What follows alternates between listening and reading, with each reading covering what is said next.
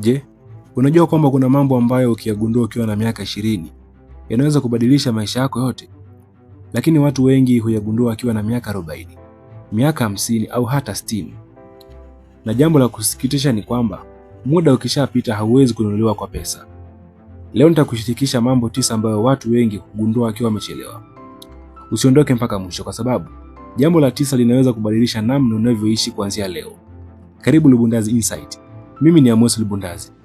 Kama unapenda maudhui ya falsafa za maisha na fisiolojia ya binadamu, bonyeza subscribe na washa kengele. Jambo la kwanza, muda ni mtaji mkubwa kuliko pesa. Watu wengi hutumia ujana wao kana kwamba utaishi milele, lakini baadaye hugundua pesa inaweza kurudi, muda haurudi. Jambo la pili, si kila rafiki atakuwa sehemu ya hatima yako. Baadhi ya watu ni wahasimu. Ukilazimisha wakae milele, unaweza kupoteza amani yako. Jambo la tatu, afya haijengwi ukiwa mgonjwa. Watu wengi huanza kujali afya baada ya kuugua, lakini mwili hutuzwa kabla ya matatizo kutokea. Jambo la 4, elimu haiishi darasani.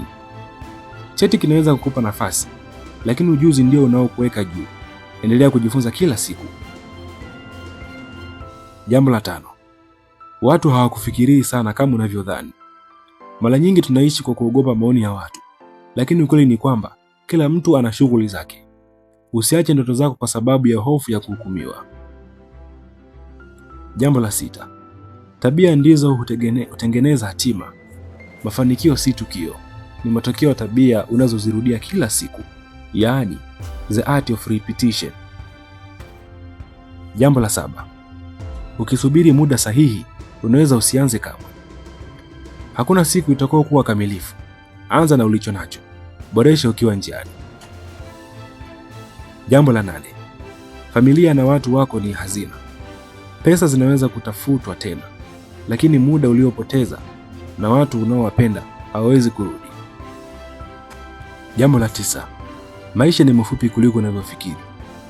Siku moja kila mmoja wetu ataondoka duniani. Swali si utaishi miaka mingapi? Swali ni utaacha alama gani? Je, uliwasaidia watu? Je, uliishi kulingana na kusudi lako?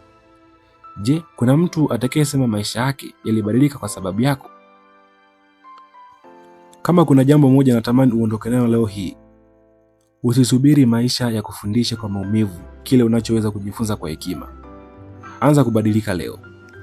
Anza kutathmini muda. Anza kujifunza. Anza kutenda.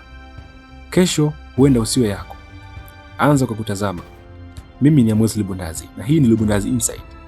Kama umejifunza jambo, andika kwenye maoni. Nitaanza leo na si kesho. Usisahau kusubscribe, kubonyeza like na kushiriki video hii ili iwafikie wengine. Tukutane video ijayo. Kwaheri.